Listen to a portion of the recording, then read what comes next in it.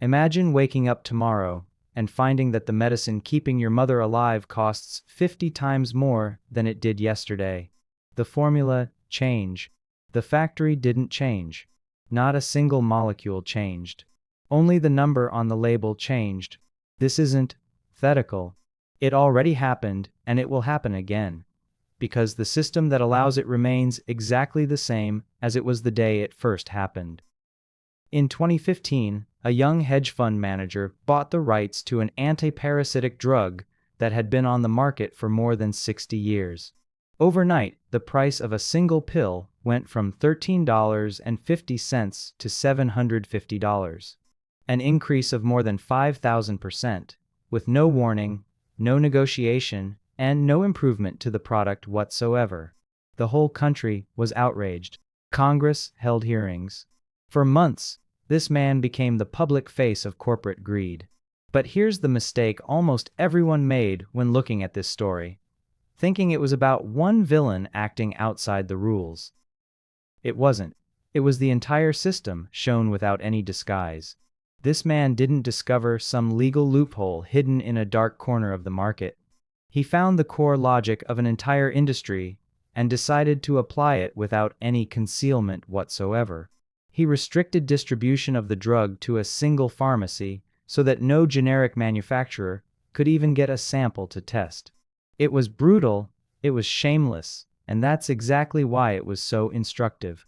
Because once you understand that mechanism, you start seeing it repeated, more elegantly and with far less scandal, in nearly every corner of the global pharmaceutical industry. Think about insulin, a drug discovered more than 100 years ago, so cheap to produce that a full year's supply, manufactured competitively, should cost somewhere between $78 and $130.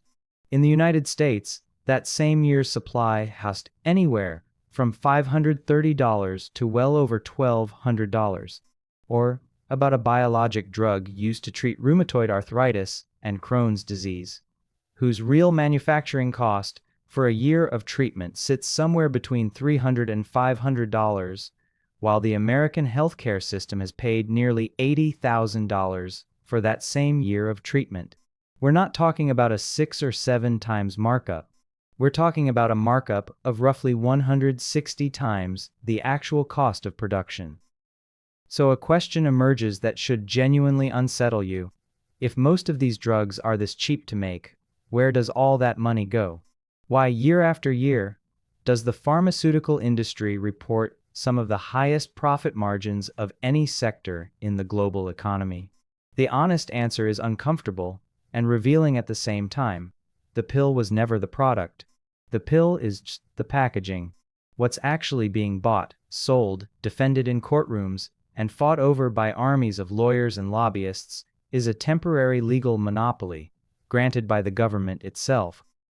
To understand how a chemical molecule turns into a financial asset worth billions of dollars before a single pill is ever sold, you first have to understand the rules of the game.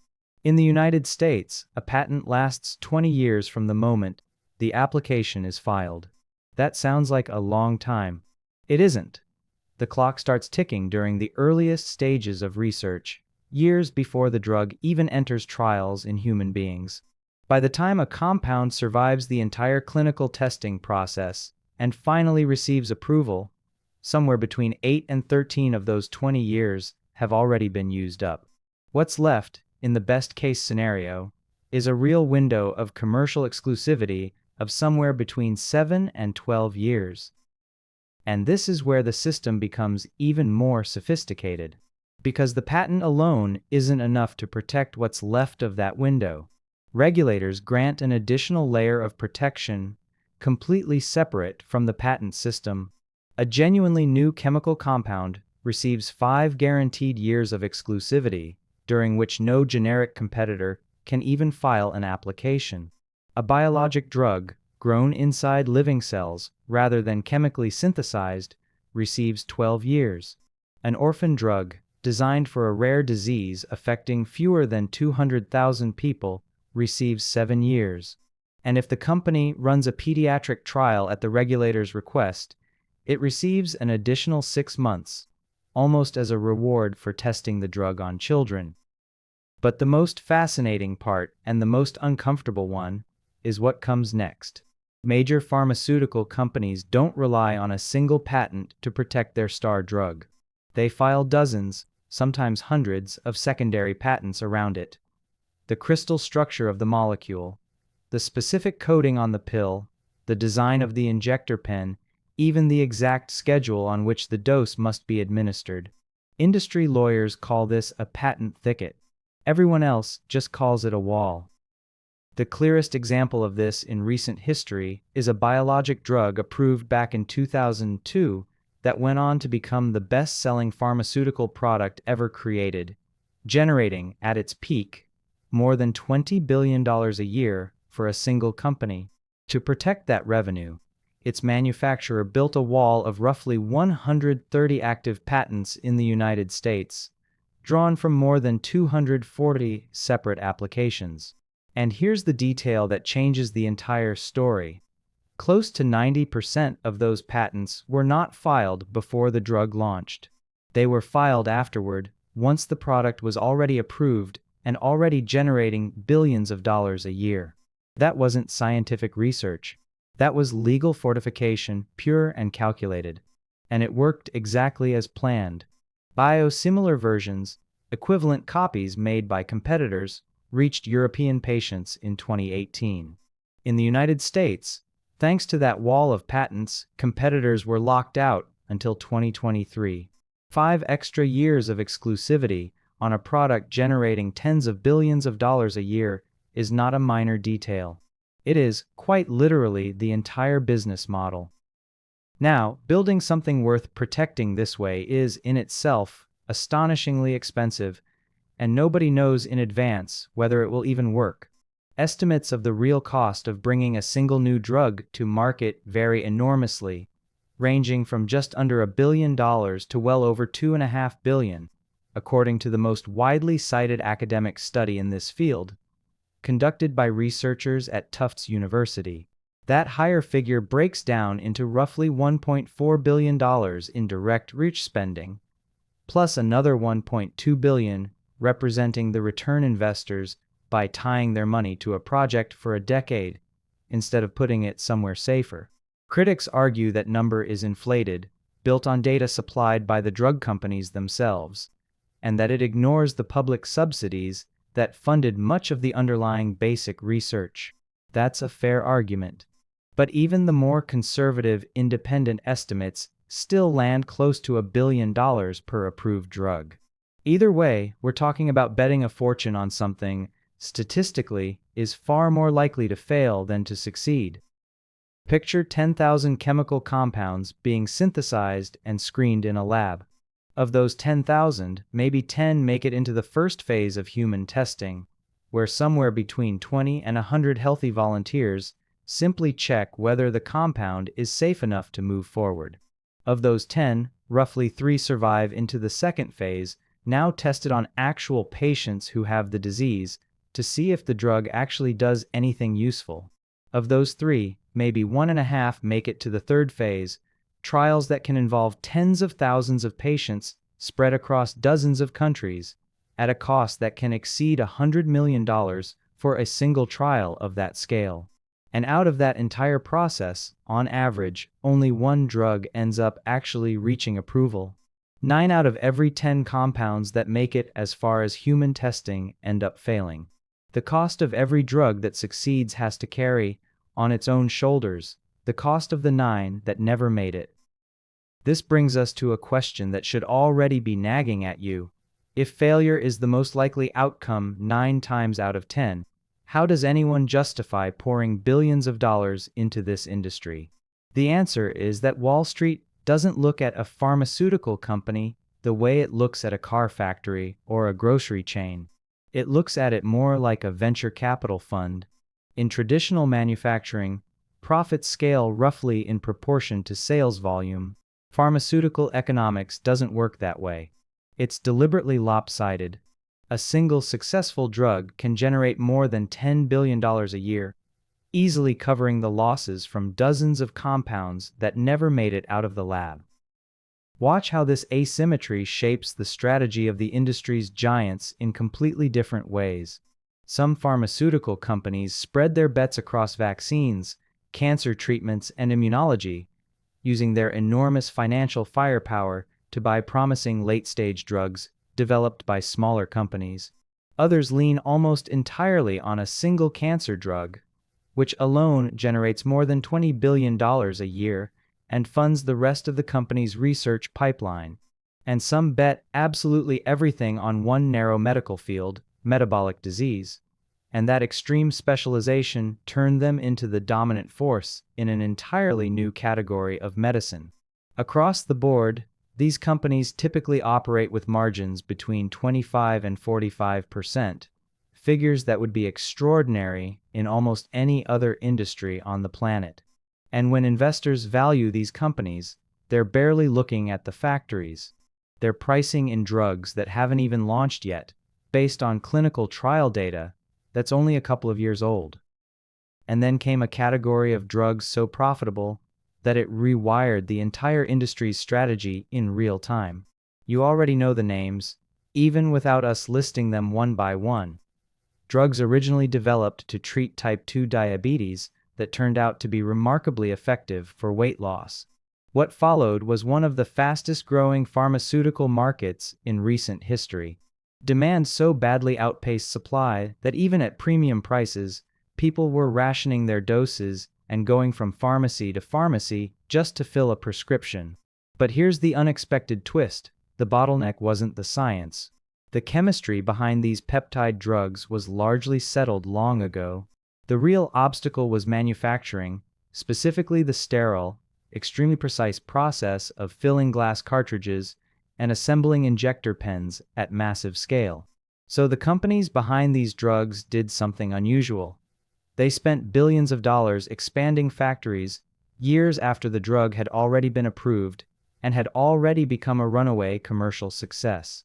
Because in this specific category, physical production capacity became just as valuable a barrier to entry as the patent itself.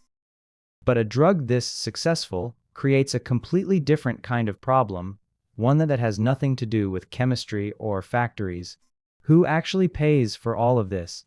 Here's something that surprises most people. In the United States, the person taking the pill is almost never the person paying the full price for it. Between the manufacturer and the patient sits a long chain of institutions: wholesalers, pharmacies, private insurers, government programs, and a group of intermediaries known as pharmacy benefit managers. Because of this chain, the list price sometimes quoted in the news is almost never what's actually paid in practice. Manufacturers negotiate rebates and discounts with insurers and benefit managers behind closed doors, in exchange for their drug getting favorable placement on a list of covered medications. The gap between the loud public list price and the quiet, private net price the manufacturer actually collects has a name inside the industry. They call it the gross-to-net bubble, and it produces a strange outcome. A company can publicly raise a drug's price while its actual revenue per pill stays completely flat or even falls. If the pricing system is already this tangled, it's worth asking who is quietly capturing the biggest cut of every prescription filled. And surprisingly, the answer isn't always the drug company. 3 companies control more than 80% of the pharmacy benefit management business in the United States.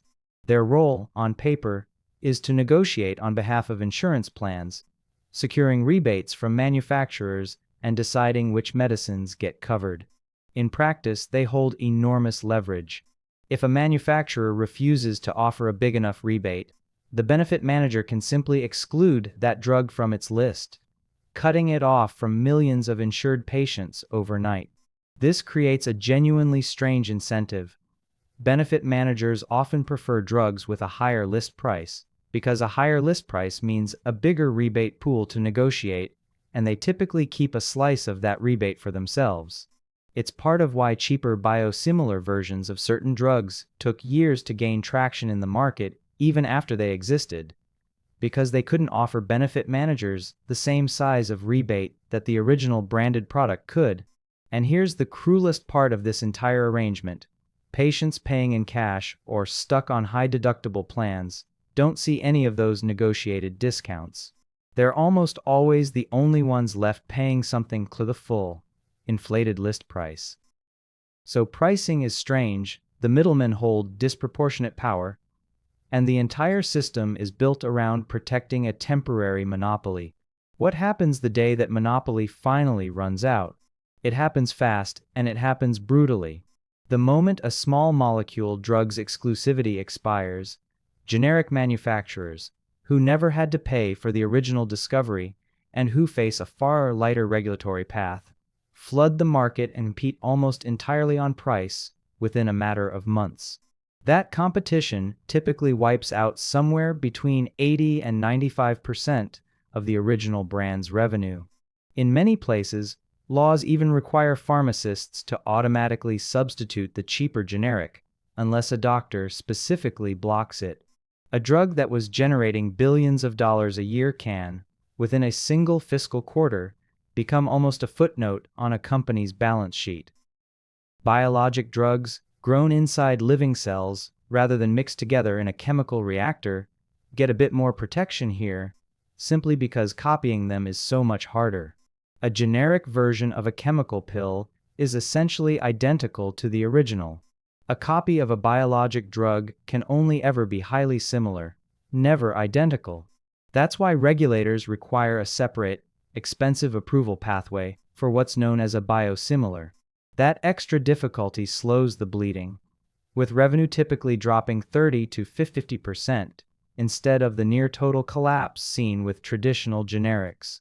But slower isn't the same as safe. And that explains why companies are willing to spend almost anything to keep that cliff from arriving on schedule. Unless, of course, a company finds a way to keep competitors out for years longer than the original patent ever allowed. This is where the legal side of the industry becomes just as important as the scientific side. One strategy is known as evergreening, releasing a slightly modified version of the same drug right as the original patent is about to expire. Maybe it's a once-daily version replacing a twice-daily pill. Maybe it's a children's formulation. Each small tweak can earn its own fresh patent, restarting the clock on a molecule that's barely changed at all. A related tactic, sometimes called product hopping, involves the company actively steering doctors and patients away from the older, soon-to-be generic version of the drug and toward the newer, still protected version, before the old one loses market share. The best-selling biologic drug in history is, once again, the textbook case. That wall of roughly 130 patents was never really about protecting new science. It was about buying time, and it bought 5 extra years in the American market alone. On top of all this, some companies settle patent lawsuits with generic challengers by quietly paying them to simply delay the launch of their cheaper version. An arrangement regulators have scrutinized for years, because it looks less like resolving a legal dispute and more like paying a competitor not to compete. But patents and lawsuits aren't the only tools these companies use to stay ahead. Increasingly, they simply buy up the competition before it becomes a real threat. Rather than funding risky early-stage research themselves, large pharmaceutical companies have shifted their strategy toward buying biotech firms once those firms have already proven their drug works in phase 2 or phase 3 trials, after most of the scientific risk has already been absorbed by someone else's venture capital. There have been acquisitions worth tens of billions of dollars, designed purely to gain access to a promising cancer treatment platform, or to secure an entire line of immunology and cancer products to offset the company's own patents that are about to expire. The pattern that emerges is a kind of division of labor. Small, venture-funded startups take on the terrifying risks of the early stage. The giants of the industry show up later with enormous checkbooks, buying certainty instead of creating it from scratch. All of that risk shifting works perfectly well, until it doesn't. And when it fails, it can fail at a scale that threatens to bring down a company that once looked untouchable. There was a case where a pharmaceutical company pulled its own painkiller off the market after trial data showed it significantly raised the risk of heart attacks and strokes. What followed was a wave of lawsuits that ended up costing the company billions of dollars in settlements alone, not counting the additional regulatory penalties or the lost stock value. There's an even more extreme case. Years of aggressive, deceptive marketing around an opioid painkiller eventually generated so much litigation that the manufacturer was forced into bankruptcy, dissolved entirely, and required to forfeit billions of dollars to fund addiction treatment programs across the country. Even a product recall driven by contamination fears, with no direct link to any proven harm, can wipe out billions of dollars in market value before a single court has issued a ruling on the actual science behind the case. This industry doesn't treat lawsuits as a rare emergency. It builds them directly into its financial planning, the same way an oil company budgets for a spill it hopes will never happen. And despite absorbing losses of this magnitude, year after year, the industry's overall profit margins remain among the highest in the entire global economy. How can that keep being true? Line the numbers up side by side and the pattern becomes obvious. Pharmaceutical companies typically operate with margins between 25 and 40%. Software companies, considered for years the gold standard of profitability, typically run between 20 and 35%. Automakers, weighed down by factories, steel, and labor, usually land between 6 and 10%. Airlines are lucky to clear 4 to 8%, most of it eaten up by fuel and debt. Grocery chains often operate on margins of just 1 to 3%. The pharmaceutical industry sits comfortably at the top of that list. And the reason brings us back to the same idea that opened this whole story. Its core assets aren't physical. They're legal. Once a drug is approved, the cost of manufacturing each additional pill is often close to nothing, while the price charged pill isn't determined by the cost of making it, but by what the healthcare system is willing to pay to keep someone alive or healthy. That gap, protected by a government-granted monopoly, is where gross margins on a hit drug can climb past 90%. But the single biggest threat to this model over the next decade might not be a rival company at all. It might be the very government that granted the monopoly in the first place. For most of its history, the United States stood out among wealthy nations by refusing to directly negotiate drug prices. Unlike single-payer systems in the United Kingdom, Germany, and Canada, where regulators formally assess how much extra benefit a new drug provides before agreeing to pay for it. That began to change with a law passed in 2022, which for the first time allows Medicare to directly negotiate prices on a select group of high-spending, single-source drugs. In response, pharmaceutical companies have started adjusting their global strategy in ways patients rarely notice.